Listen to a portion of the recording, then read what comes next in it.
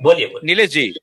नीलेश जी, चाहे वो राजदीप सर, मुझे नाम लेना पड़ रहा है, मैं लेना चाहता नहीं हूं लेकिन मुझे लेना पड़ रहा है, मजबूरी है।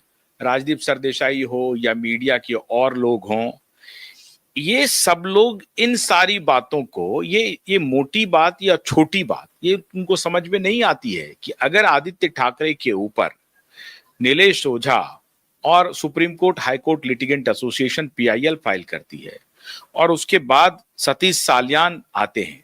सबसे बड़ी बात तो यह है कि मैं आपको बधाई देना चाहता हूं नीलेश जी, क्योंकि आप बड़ी जबरदस्त, बहुत रणनीति के साथ इस केस में आगे बढ़ रहे हैं, क्योंकि आपको मालूम है, और जाहिर है हम लोगों से बेहतर मालूम होगा, आपको अदालती नुआंसेस मालूम है, अदालत में कैसे प्रक्रिया आगे बढ़ती है ये मालूम है, अदालत में कितनी परेशानियां होती हैं ये भी मालूम है। हर कदम पर एक एक चाल ठीक से लेना पड़ता है, सोच समझकर लेना पड़ता है, क्या बोलना है और कब बोलना है ये भी बड़ा नाप तौल कर करना पड़ता है, सब मालूम है। तो इसलिए मैं आपको ये बधाई देना चाहता हूं कि आपने 15-16 सितंबर 2023 को पहली बार आपने जनता की अदालत लगाई, और जाहिर है क्यूबाइब उसका एक हिस्सा था, हम दोनों मिलकर के लगाए। लेकिन ये मैं पूरी तरह से श्रेय आपको देना चाहता हूं, क्योंकि ये रणनीति आपने बनाई कि पहले अदालत लगाते हैं, फिर पीआईएल फाइल करते हैं, और पीआई जो आपने कहा कि अगर न्याय हम नहीं ले पाएंगे तो हम न्याय उन तक पहुंचा देंगे। तो ये जो आपने पीआईएल फाइल किया, और पीआईएल के बाद ये भी पता था आपको कि कहां निशाना करेंगे तो वो बाहर आएंगे, फिर आपने उनको मान से बाहर निकाला। और जब पीआईएल की सुनवाई, आपको ये मालूम था कि ये पीआईएल को एडमिट करने को लेकर के ही ये करेंगे और 1.5 साल तक लटकाएंगे, और लटकाया उन्होंने। और तब आखिर में आपने ब्रह्मास्त्र का प्रयोग किया, और हम लोगों ने, जिसमें मैं भी, हम दोनों आदमी मिलकर के ये कर रहे थे कि अब इस ब्रह्मास्त्र को प्रयोग किया जाए, और वो थे सतीश साल्यान। तब सबूत हम लोग सामने लाए और तब ये आगे बढ़ा। क्या ये सारी बात राजदीप सरदेसाई या और मीडिया संस्थान को नहीं पता चल रही है? वो डिफेमेशन क्यों नहीं फाइल कर रहा है? देखो, पता चल रही नहीं चल रही बाजू में रखिए आप, मैं इसकी एक स्टेप आगे का बताता हूं। अभी उनको सबको उनके खिलाफ डिफामेशन हमने फाइल किया है ना। अभी उनको आकर कोर्ट में जवाब देना है। किस बात का जवाब देना है? कि ये जो हमने न्यूज चलाई थी, अभी देखो ये वाली केस अलग चलेंगी। कौन सी? आदित्य ठाकरे, उसका वकील, वो शैलेंद्र नगरकर, इनको जेल में भेजना, इसकी हियरिंग अलग चलेगी।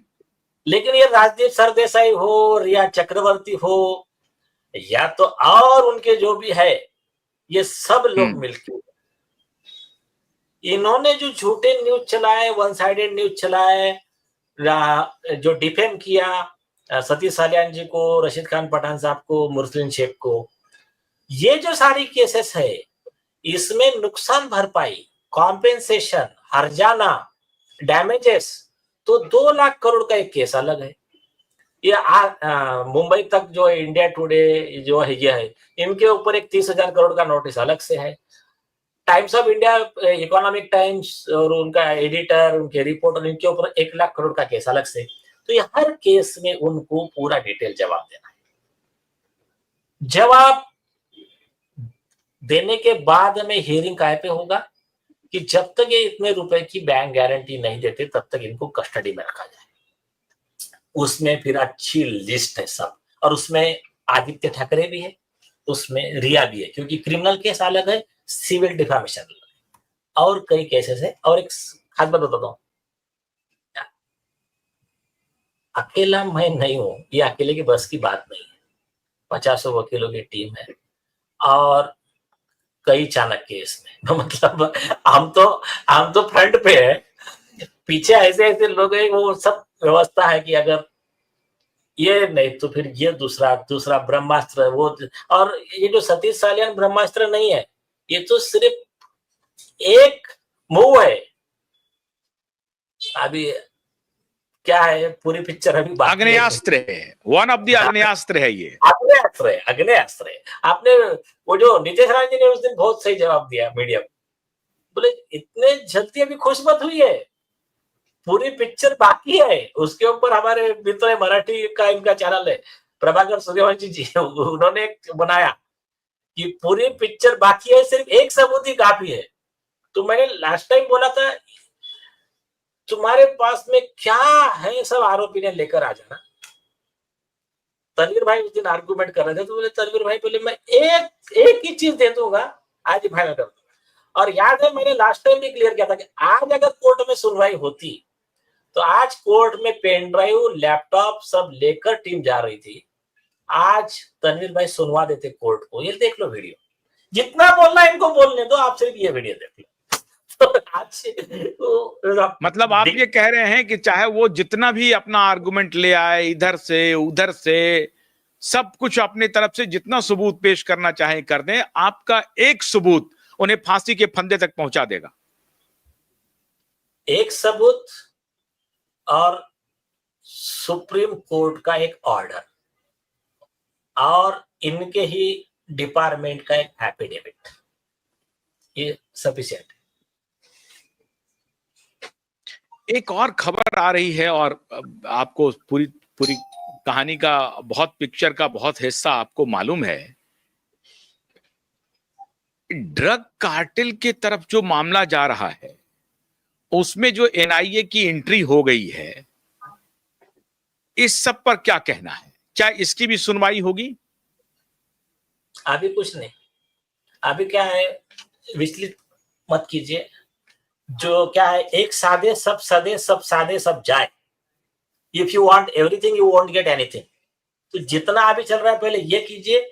एनआईए अगर कर रही है तो करेंगे तो रिजल्ट बाहर आ जाएगा। मेरे ख्याल से आप समय बहुत हो गया है, आज के लिए इतना काफी। हाँ, बस एक चलते चलते ये बता दीजिए कि हम लोग ये कब आपने तो एक और तरीका बताया कि एक और कर रहे हैं, उधर वो आरोपी कहीं अलर्ट ना हो जाए, तो खैर उस तरीके को मत बताइए। लेकिन क्या अदालत में जो डायरेक्ट पिछली बार जो तनवीर निजान साहब गए थे वैसे इस बार जाएंगे, डेट लेंगे, जल्द से जल्द तारीख मिलेगी, दूसरी तारीख मिलेगी?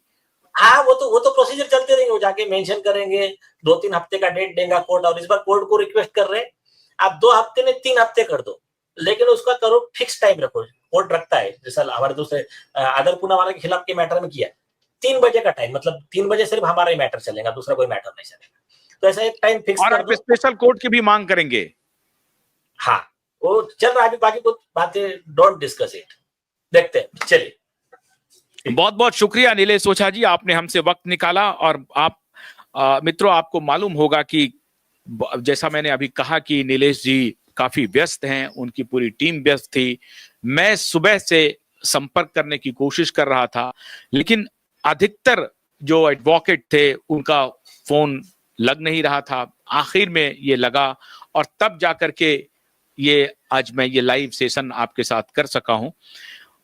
मुश्किल मित्रों ये है, जो बात नीलेश जी कहना नहीं चाहते थे या इशारों में जिन्होंने कहा, मैं वो बात आपको कहता हूं।